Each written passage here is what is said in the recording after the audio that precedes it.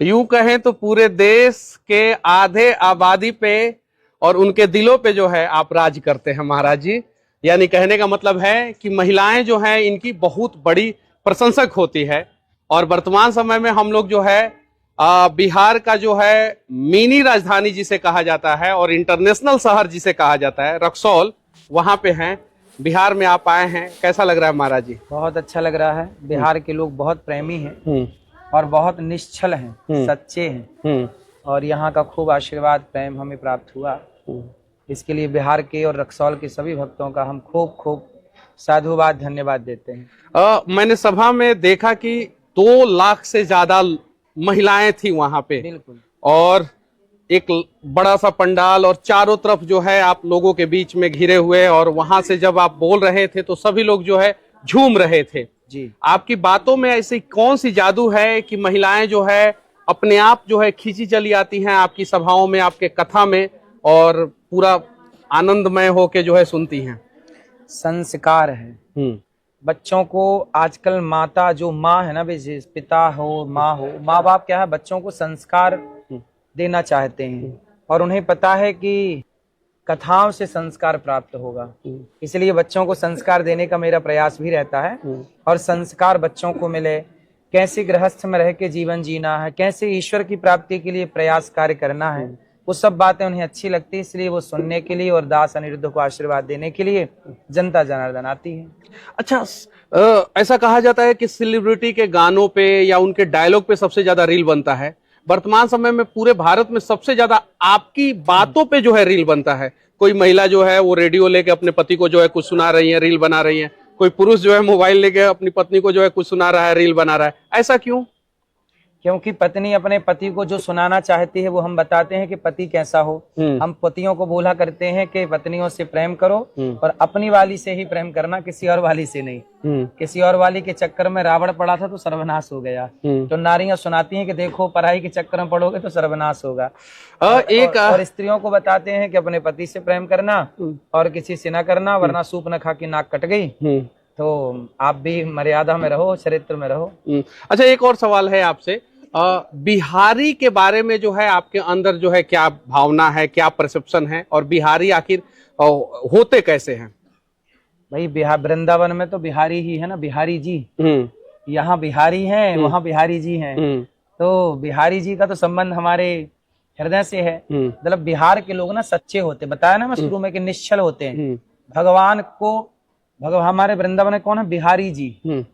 तो बिहारी जी बिहार के लोगों के है ना, है ना। तो कहते कि बिहारी जी, बिहारी के बिहारी जी।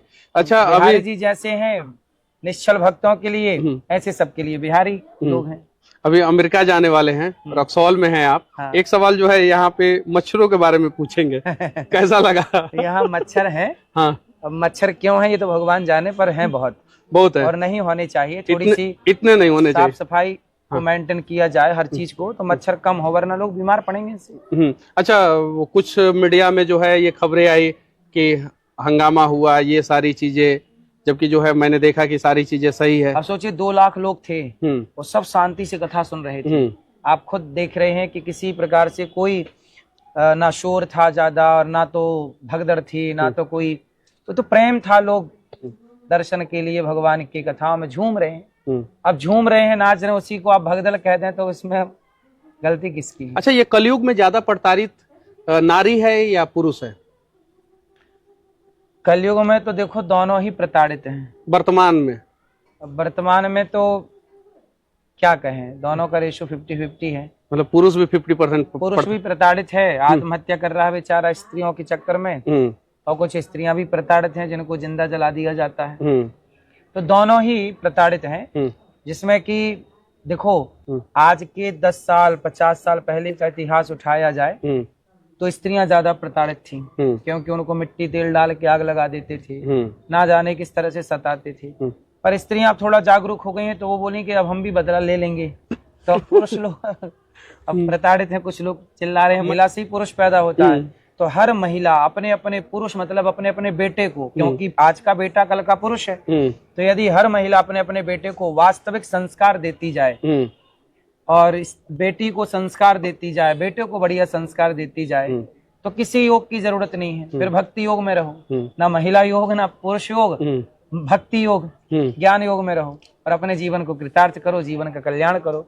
तो मुझे लगता है कि भक्ति योग ज्ञान योग में जाना चाहिए और स्त्रियों को चाहिए, पुरुषों को चाहिए कि आप अपने बच्चों को यह संस्कार दीजिए। संस्कारहीन समाज ही बिगड़ रहा है, संस्कारवान तो नहीं बिगड़ रहा है। आजकल रील का एक ट्रेंड सेट हो गया है जिसमें बहुत सारे लोग जो है गंदे गंदे रील्स बनाते हैं या अश्लील रील्स बनाते हैं या कम कपड़ों में रील्स बनाते हैं या डुअल मीनिंग या गंदे वर्ड्स का इस्तेमाल करके रील्स बनाते हैं। उनको जो है गुरुजी आप क्या संदेश देना चाहते हैं? उनको यही कहेंगे कि अच्छी चीजों से भी पॉपुलर हुआ जा सकता है, सफल हुआ जा सकता है। हम देखो कथाओं में अच्छी बातें करते हैं समाज के लिए, आप भी अच्छी बातें करके आगे बढ़िए। देखो आगे बढ़ने का मतलब ये नहीं है कि हम संस्कारहीन हो जाएं, गलत रास्ते पर चल पड़े, है ना। तो हमें अपने को ध्यान में रखना। अब दुनिया क्या है, भाग रही है। अब जैसे आपने देखा होगा कि अमेरिका से एप्स्टीन फाइल लॉन्च हुई है, उस फाइल में ये पता चला कि जितने पैसे वाले अमीर लोग थे, बड़े बड़े वैज्ञानिक थे, ये सब किस तरह से गलत काम करते थे।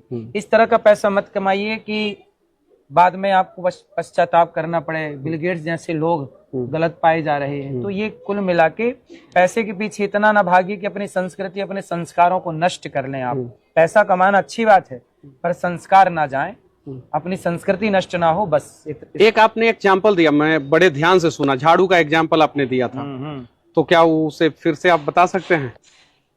एक झाड़ू तिनकों से बनती है, पर वो संगठित रहती है तिनकों से, तो सारे कचरे को साफ कर देती है। और यदि वो स्वयं बिखर जाए तो स्वयं तिनका कचरा बन जाती है।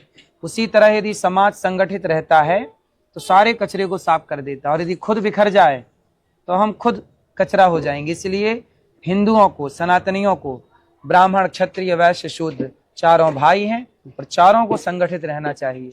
कोई बड़ा कोई छोटा नहीं, सबको गले से लगाना चाहिए। और संगठित समाज से इस राष्ट्र का निर्माण होगा, विकसित भारत होगा। यदि आपने विकास को चुना है तो संगठन को चुनना पड़ेगा। यदि विनाश को चुना है तो बिखर जाइए, बिखर जाइए तो विनाश हो।